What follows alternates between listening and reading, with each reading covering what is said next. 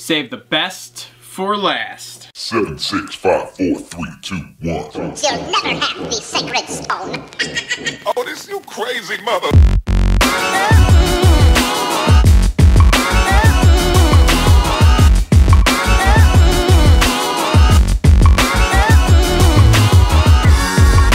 Welcome to the Moto Aftermath Show, Supercross season review, recap, what do we want to call it? Holy shit! Yeah, that's what we want to call it. Wow, that Las Vegas race was insane. If you haven't watched it, go on YouTube, watch it right now.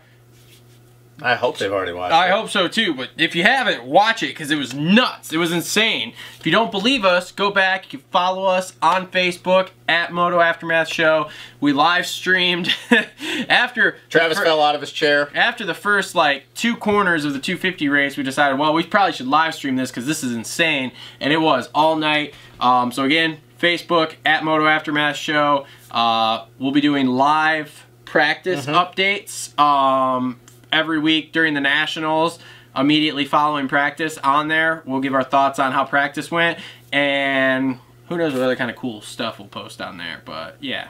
And if you haven't watched it, there's spoilers in the show. A lot of them.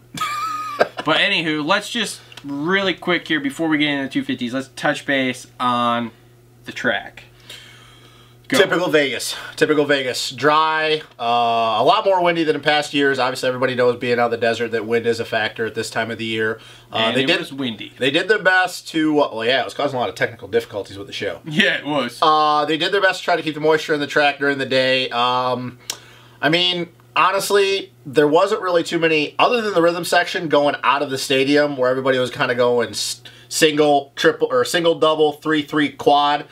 Not a lot of passing areas. I mean, you really had to get aggressive with people and run them wide, and obviously that happened in both classes. So yeah. So yeah, the track was nothing super special. It was typical Vegas. Blue groove.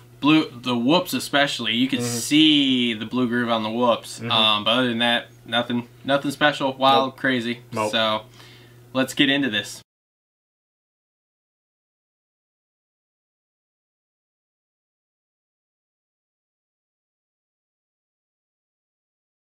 Alright, so let's jump right into the 250s. If you really want to know, if you really want to know what we thought of it, go back, watch the live feed on Facebook from us, because it was insane. We screamed, we yelled, I pulled my freaking hair out, I tipped over in my chair. It was nuts. It was 15 minutes of pure insanity. Adrenaline. Yes. I mean, if you really are a fan of the sport and you were watching that, if you can't say that your heart rate was a little bit above normal, you're just not a fan of the sport, because mine was. A lot. There was a lot of shit going on. That's the gnarliest. There was some other stuff going on in me too, but it wasn't my heart rate. Yeah, he was dying a little bit. That was the gnarliest 250 main I think I've honestly seen in maybe 10 years. That was nuts.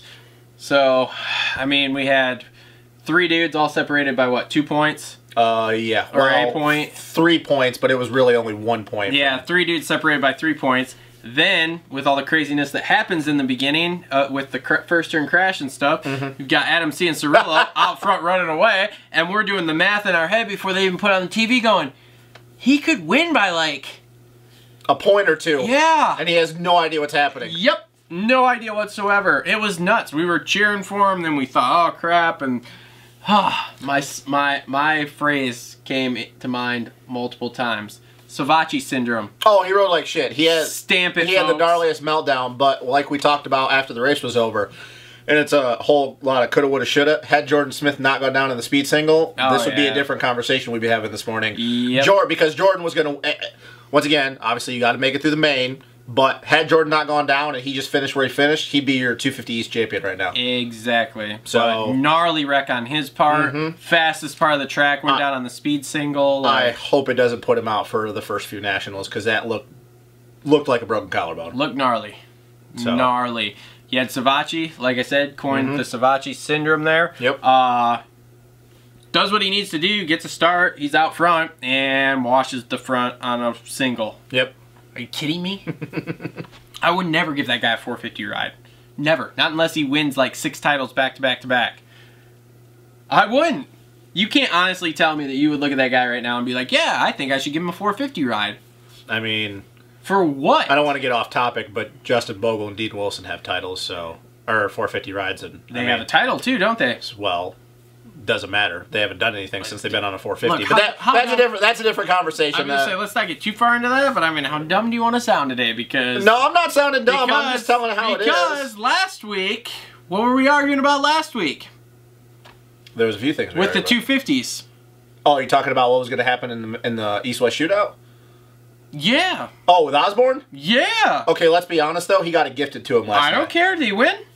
He got it was gifted I right? to him. No, Did he win? No. There was a lot. Really? Was he going to win had Joey not got docked those 5 points? He was not winning last night had Joey not got docked those 5 points.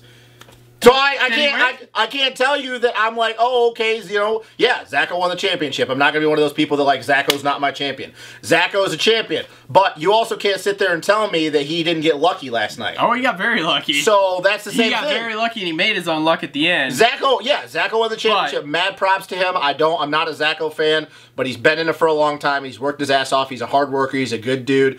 But let's be honest, once again, and we'll get into it with the other class, if I'm Zach Osborne, whether I had the most wins or not, I'm looking at that championship going, yeah, I got lucky last night and I know it. He did everything he needed to do. I'm not saying he didn't. But, once again, had Joey not got docked those 5 points, Zacho's not the champion right now. Yeah, but look at the flip side of it.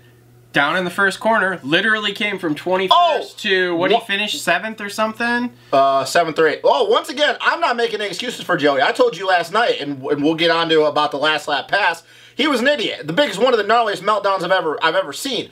But fact of the matter is that Zacho got lucky last night because that happens and Joey doesn't get docked 5 points.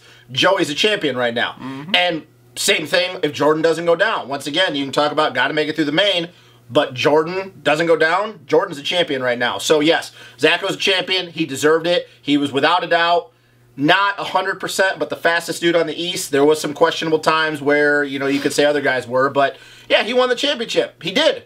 And he got lucky, and he knows it. But hey, you know what? Mad props to Zacho. He earned it, plain and simple. I'm not going to sit up here and say that, oh, Joey deserved it. I'm not going to say that, because Zacho won it. He just got lucky. But let's transfer to something that not a lot of people... Let's transfer to two things that people aren't talking a lot about. Number one, let's talk about AC's ride last night. Oh, dude. Holy shit. Insane. Won by 7 seconds. No, I thought it was 9 seconds. Something like that. Either way. 7 to 9. Yards Hill. Whole shot in Yards Hill. Fastest dude on a 250 in Supercross last night, period. Hands down. No questions. And Hill had nothing for him. And like we were talking this morning on the way to the qualifier, you could honestly say that had AC not had his issues at East Rutherford with the soft dirt as big as he is and his mental meltdown at St. Louis, AC might have been the points leader going into last night. Because I can honestly... I mean, how many times after practice did we look at each other and go, dude, if AC rips a start at Detroit. Perfect example. How many times did AC after practice did we look at each other and go, dude, if he gets a start, he's winning by 10 seconds. Yep. So, I mean, a lot to build off, honestly, going into outdoors if you're him. And one other person to talk about that got no coverage last night, really. Aaron Plessinger with a great ride. He was down in the first corner, too. I know. Came again from, like, I don't know, 19th, 20th to 3rd. Oh, yeah. No, I remember, I'm like, I think people forgot that AP got 3rd. Yeah. Like, great ride. He was basically down with Osborne. Yep. And he left Osborne. Yep. So it's like, why aren't we giving AP more coverage? I know it was only 3rd and he didn't win a championship, but it's like, dude, him and AP were down in the first turn at the same exact time. Yeah, Zacho maybe 2 seconds later from the time he got his bike going, but Zacho couldn't pace him. AP just left him. It's like, so why aren't we talking? Yeah, why aren't we talking about that? Well, it's exactly what you said. He didn't win a title, but still, that was the gnarliest 250 race I've seen in probably 5 years. It was crazy. So, let's get on to the last lap. I know you can go. All right, just go first. All right. So you want me to tell my opinion on what I think? Yeah, I mean, I know that we've talked about it a little bit since last night, so we kind of have the same opinion. We know how the other one feels, but just tell me what you think. My opinion on Osborne's move is it was totally fine. Last turn, last lap, if you pass this guy, you win the title. I'm doing the same thing. I'd have T-boned his ass. He'd have I'd have done a Craig on Alex Martin or shot Michael to him. Lessie on Brock Tickle. Yeah, or something like that, because I'm winning that title at that point. That's kind of like the privateers in the last corner on the last lap of the LCQ. Oh yeah, they're just going for it. There's no rules. There's no short of breaking the fib. Take him, whatever you got to do, and he did. Oh, yeah. And he did, and I didn't even think it was that bad. I know there's a lot of people out there that are real pissed off about it. I didn't think it was that bad. Was it aggressive? Yes. Did he get into him? Yes. But it was... and Ricky said it best. Savachi never should have been in that position to start with. He either should have had the title wrapped up or been farther up in that race, period, that he wasn't even dealing with Osborne. But you make stupid mistakes. You have your Savachi syndrome moments. There you go. So go ahead, give your opinion on it now. Well, I guess I'll give my opinion on it, and then I'll get it, because I actually have two questions, and one we already talked about. But my opinion is I completely agree. Joey should have not been in that situation, and like I told you this morning, you know, Joey was struggling. Whatever mental problems he had going on last night, he was struggling. He knew Justin Shanty was telling him that Zacho was coming. He knew how much faster he was compared to his speed was, and that was just bad racecraft on his part. What he should have done, he should have faded wide, let Zacho keep pushing out, square down from the outside, and run his ass wide coming out of the exiting of the corner. And that was just bad racecraft on his part. I mean, dude, even if he would have protected the inside and checked up on the last two, Zacho was going to punt him no matter what. So it wouldn't have mattered. That was just, I guess all I have to say is that was just bad racecraft on his part. That's the reason why Joey's not the champion this morning. But let's now transition into one thing we talked about this morning. It's funny how in this sport that whether you praise what Zacho did or not, you're happy for the kid, what he did, but how quickly we would be on the other side of this had Zacho took both of them out. If he goes down, this morning, this is a whole different conversation, and we're looking at Osborne. It's a bonehead move at that point. Yeah, and it's just funny. But I guess to my real question is that I completely agree. You do what you need to do to win a championship, plain and simple. But I guess the only thing that really annoyed me, like, right as it was happening, or after it happened, I should say, that the fact that Zacho had been aggressive with Joey the whole entire year, and really you could say that Joey wasn't riding that way with him. Zacho was clearly faster, and looking back on it, Zacho really didn't need to run it in that deep. He could have just showed him a wheel and made the pass stick.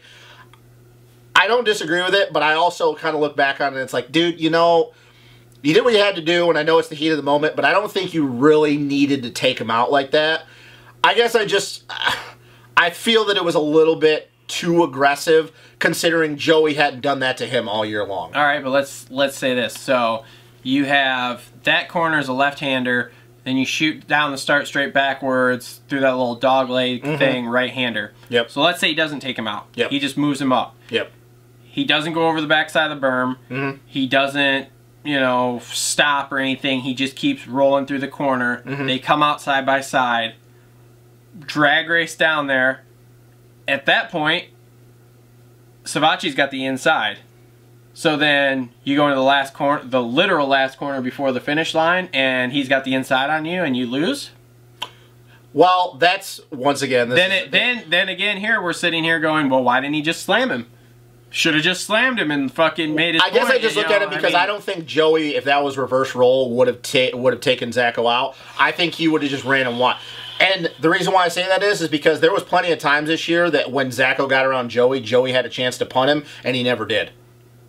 Yeah. Like I said, I know. I mean, it's, you know, it's a damned if you do, damned if you don't. I guess the thing I guess that just irritated me right away is the fact that Zacho, I think, just, I don't know. I think he's being a little bit too aggressive, and I don't know if this is because he's working with Eldon, this newfound swag he's got. But all I know is that if outdoors he can't get starts and he feels like he needs to do that to the faster guys, it's going to come back to bite him. And I don't know, man. I don't know if he needed to be that aggressive, because I think he could have just ran Joey wide and then blocked the line, basically, and had Joey fade to the outside. Zacho could have just squared him off and shut the door on him again and still got ahead of him. I don't know. I guess I just look at it as maybe it was a little unnecessary, but I'm not mad at the move. I want to make that clear. I'm not mad at the move. I just think it was a little unnecessary to completely take him out. Yeah, but whatever. Congrats to Hill and Osborne, our 250 East and West champs there. So, and we'll move on to the big boys here.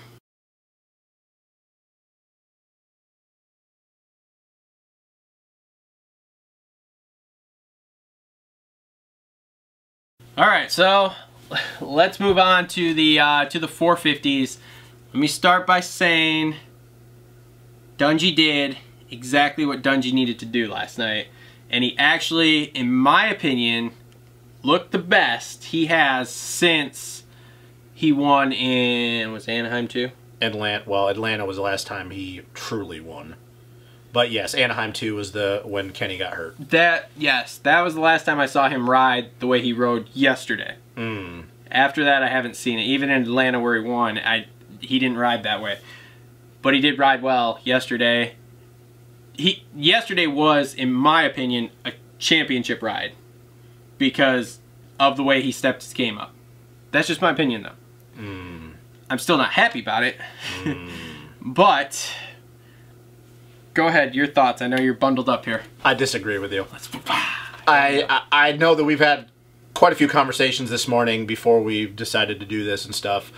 I disagree. I really wasn't impressed, honestly, because...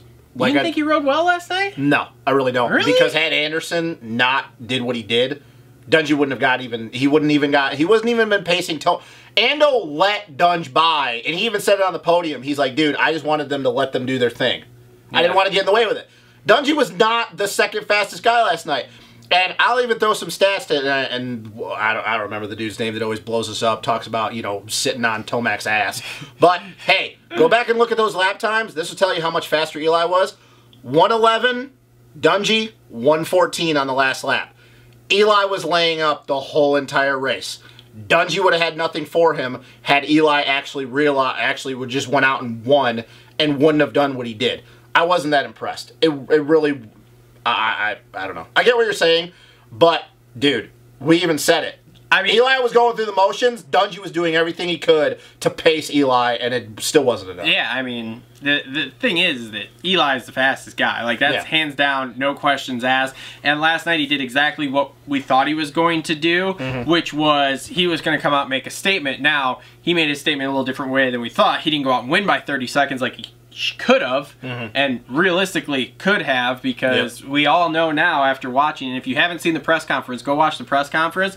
He basically lays it out there of, I knew he was behind me, and I knew I couldn't just run away. I had to try and do something, so that's why I had to do it. Now, I know there's people out there that are pissed off about the moves he pulled.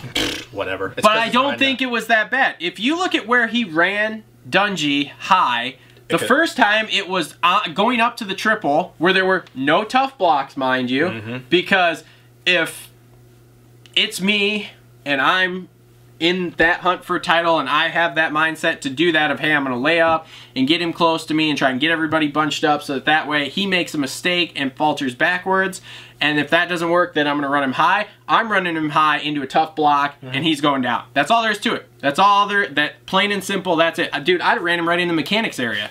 Let's be real. I'd have got him on the outside of that turn, and I would have just kept squeezing him off right into the mechanics area so he went down. Like, but that's just me. Eli is a little classier dude than I am, so he didn't put him down. Even the second time he did it, he didn't put him down. Dude, he could have punted him every time. Every single time. But whatever. But again, I think, like I said, in my opinion, Dungey rode well yesterday. All day yesterday, he looked so much better than he has for the last 10 weeks. You know, so I'll give him that. Like, even if he would have won last night, I'd be like, all right, whatever. But, you know, obviously he didn't. Anderson rode really well all day, too. All I have to say on that is, and I'll get to the Anderson thing, all I have to say is obviously there's a lot of people that are Tomac fans and Dungey fans. You and me respect Dungey, but we're Eli guys. And I know a lot of people that watch this show, both Dungey fans, Tomac fans.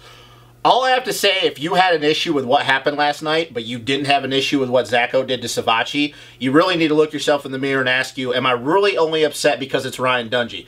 Because Zacho straight up bombed into Joey. Eli could have punted Dunge every time. All he did literally was show him a wheel, run him up high, brake check, stall him out, and then that was the end of it. He could have taken him out both times, and he didn't, but that's just who Eli is. He's a little bit more, he's a classy guy. And there's been a lot of times people have said this year, especially going back to Salt Lake, where Eli could have just said, fuck it, I just want to take him out, I want to blow him off the berm. And he didn't. So all I have to say is for all the people that are hating on Eli right now, if you didn't have a problem with Zacho and Joey, you shouldn't have had a problem with Eli did, because Eli didn't take Dungey out. Oh, we ran him off the track. Big whoop. Dungey had a safe spot to get back on the track.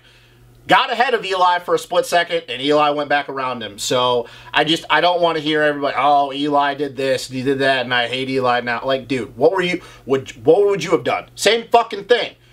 He wasn't going to do anything if he goes out and wins by 20 seconds and Dungey gets second.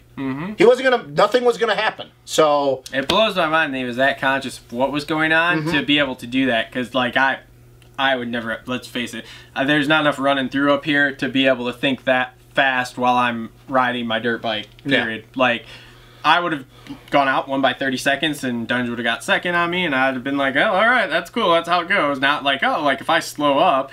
And then, I want to know, like everybody else, how big of a check was Monster going to write Josh Grant and Chad Reed if they got by Dungey or took Dungey out? Because they both were coming. Well, how about mad props to Ando to realize what Chad was going to do? Oh, yeah. I mean, I know that they'll say that Ando was pissed because I didn't really pay attention to it, and I don't know if anybody caught it, but it must have been just Chad was running in on Ando trying to get towards close to the front. But how about Ando being smart enough to realize, oh, shit, dude, like, I know what's going to happen if Chad gets close to the front, too. Like, dude, that smart on it. I didn't like it. I don't like Chad, but I didn't like it. But smart on Anderson's part to, you know, have the presence of mind to realize, oh, fuck, if he gets towards Dunge, you know he's going to take him off the berm. Just eliminate the problem there. I mean, I don't know, there was a whole lot going on last night. There was, and they were coming. They had, for Kawasaki, who didn't have anybody for backup for Eli here, like, you have the Baggett's, the Millsaps, yeah, exactly, the Marvs.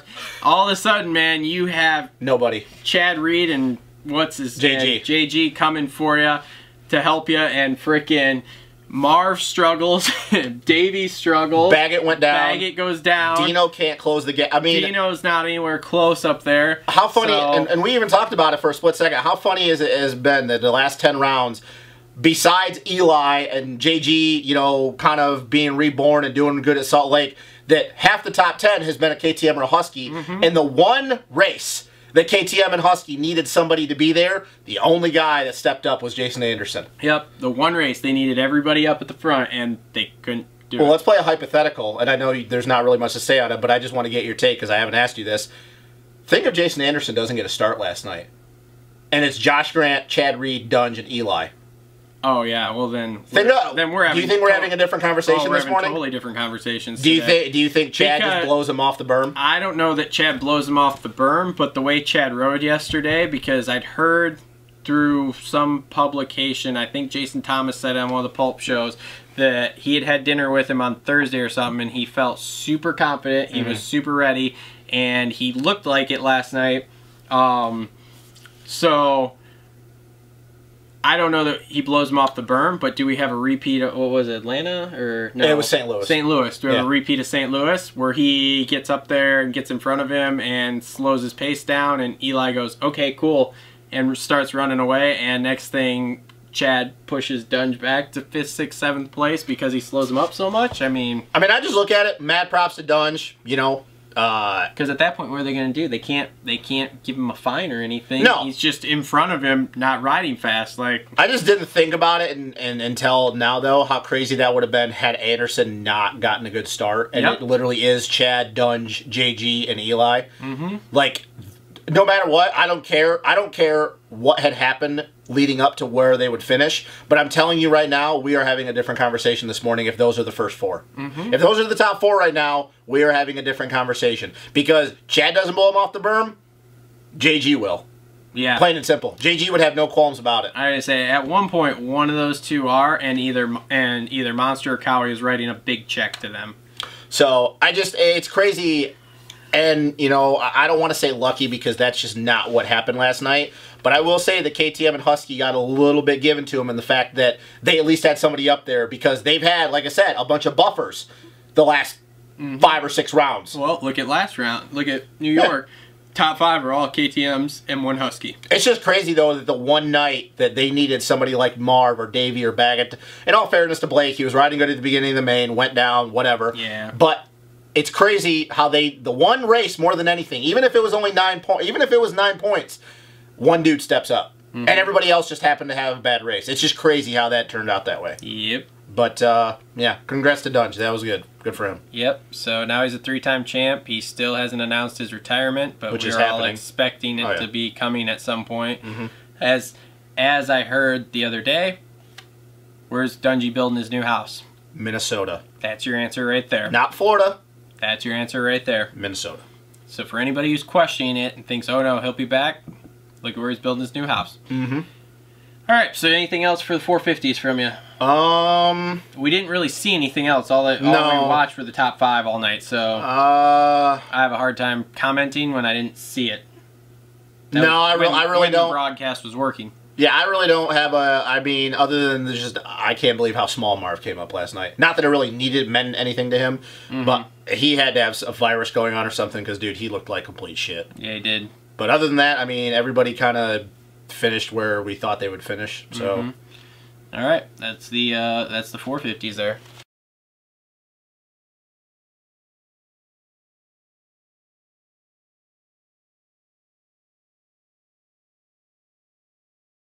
Okay, so fantasy we can't really get into much because they haven't posted results till tomorrow. So my picks were not right.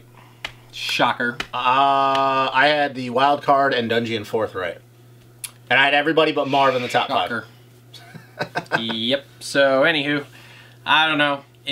I didn't finish well. Yeah. Even in my groups, I wasn't doing well. I'll be curious if I caught up to you and Glenn or not. I know nobody was catching Matt, but... Yeah, I don't know. But anywho, you said you had a couple questions. Okay, I got a couple questions. Since we had no idea before that we weren't going to get to watch or look at fantasy and stuff, so these are just kind of coming out off the top of my head, seeing how we're spitballing. Well, and this is our last Supercross show, and then we got a 2-week break, and we go into outdoors, so I might as well ask them now. Supercross, it's all said and done. We're 1 night removed from the finale. It's kind of 2 questions, but it's for West and East and 450. Okay. For West and East and 450, who was your biggest disappointment? And you can't say, well, and biggest shocker. And don't say, and I don't want the easy answer with Eli or Dunge or Joey. Like, it's got to be like a little bit more thought out to it. So don't say Hill winning the West Coast because that's obvious. Or Joey blowing up. Like, so the biggest disappointment, the biggest shocker in each of the 3 classes. Go West Coast, I'll give you mine. Go East Coast, and then so on and so forth. Okay. West Coast was Aaron Plessinger. Shocker? Yes. Okay. No, he was a disappointment. Okay, elaborate a little bit. He just had another shitty year. That it's like, how many of these are we going to have before he's either going to get it together or he's going to be out? So he was a huge disappointment. Shocker on the West Coast. Jimmy D actually really rode well.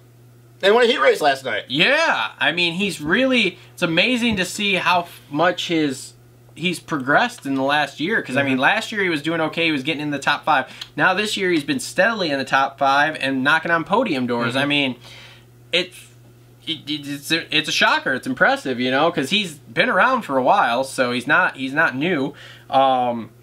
East Coast, the disappointment there has to be Christian Craig. You know, hyped, and again, I blame that kind of on the management of the team. I like Laraco, but you should have left Craig on the West and put Jeremy on the East, just like it was planned to do.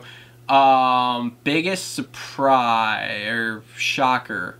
Actually, you know what? The biggest shocker for me is that AC made it through the whole season, didn't get hurt, and crashed a lot.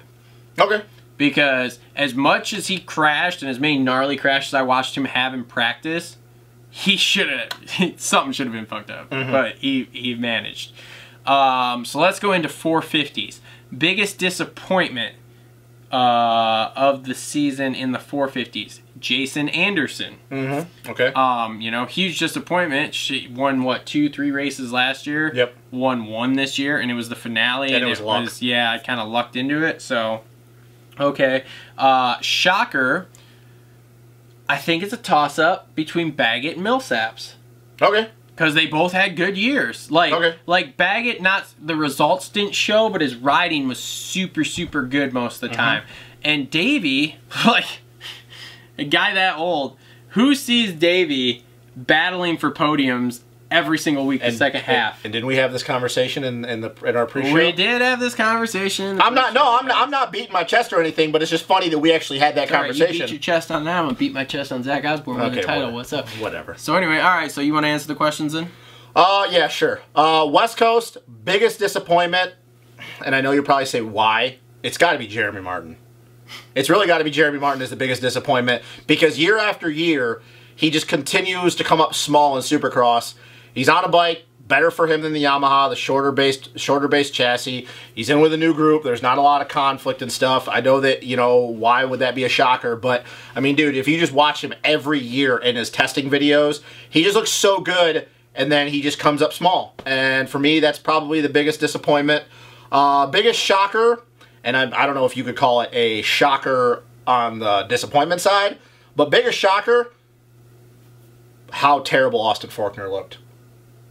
Yeah. I don't care if you could say that, oh, he got a podium in Houston or Arlington or whatever it was, but let's be real, with all the hype that he had, dude, yeah, he wasn't even close to the front pace, and everybody knows it. McElrath, Plessinger, Hill, Jimmy D at a few rounds, and even Oldenburg as of late all had him covered. He struggles in whoops. Yep. Oh, yeah. Oh, yeah. And I heard Daniel Blair talk about it yesterday. He struggles in whoops, but as soon as he figures that out, everything else will go smoother for him. I don't disagree. And all of a sudden, then we'll see him really battling. But let's be honest. When and if he figures that out for next season.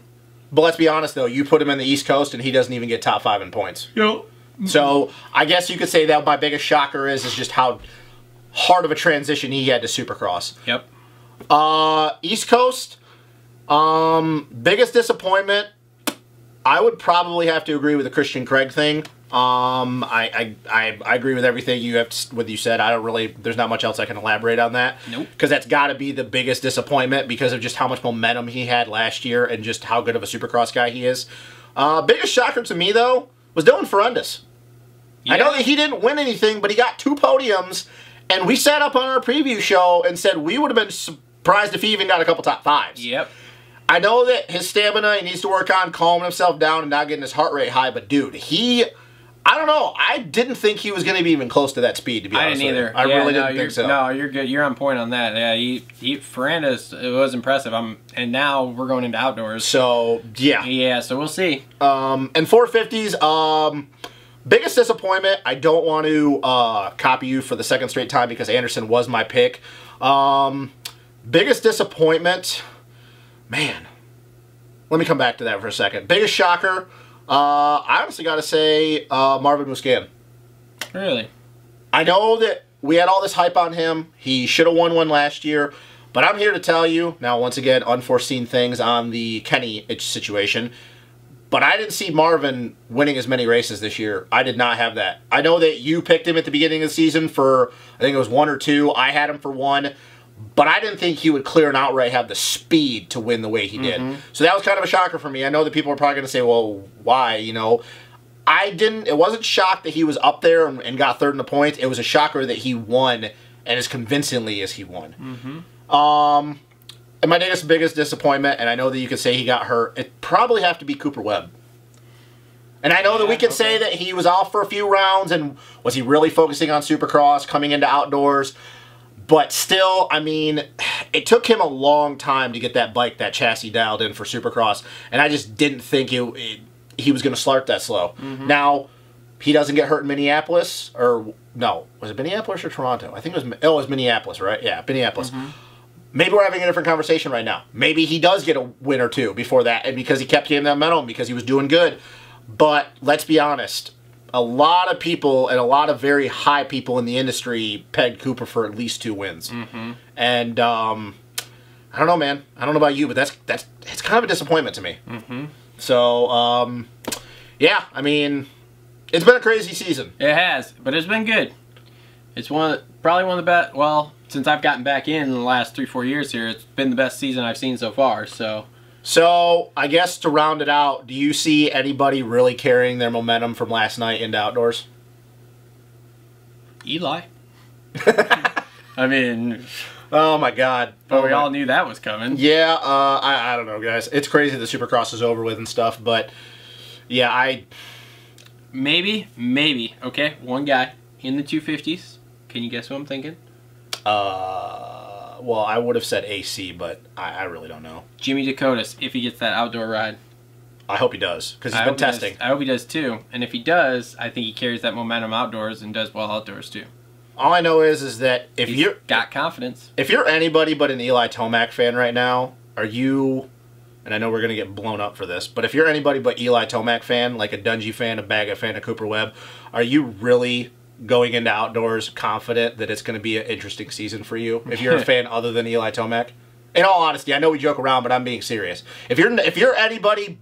If you're not an Eli Tomac fan, and I don't care if you're Dungy, Marv, Anderson, are you really looking in this outdoor season and saying, man, my guy, yeah. There's a very high potential, and I know you guys are all going to think we're biased or whatever, but there's a very high potential for this to be like last year where he wins a lot of them, and there's a couple other guys that win a couple, but by the time you get done, it's at least 20 and something, 20 out of 20-some motos. Kenny got 20 wins, 4 losses last year. Yep. So, I don't know. Maybe not. You know, who knows? Maybe he hits the deck. Maybe something crazy happens, whatever. But, I don't know. Looks interesting. So, that's it, basically, for this, for the Supercross wrap-up show here for the Moto Aftermath show. Again, make sure you guys follow us over on Facebook at Moto Aftermath show. I'll link it down below. Make sure you like, subscribe, comment, share the videos. Again, we're going to do live feeds after practice starting in 2 weeks for all the outdoor races. We're even going to try to live feed maybe even during practice. We'll see how my cell reception is at the nationals we go to. So for sure Redbud right now is what's on our schedule. We're looking at a couple other ones too. We're just trying to figure out time and money and all that good kind of stuff, the adult things. So yeah, so again, make sure you follow us on the Facebook page. Like I said, I'll link it down below. It's the Moto Aftermath show. If you look it up, you'll find it on there, no problem. So that's been it. Thanks for everybody for all the views during the whole Supercross season here. We'll be back next year. We'll do the preview show again probably in November, first part of December there. We got some more stuff coming though. I didn't mean to cut you off, but we have more stuff coming other than just outdoor shows. Yes. So we will see you guys later. Thanks for tuning in.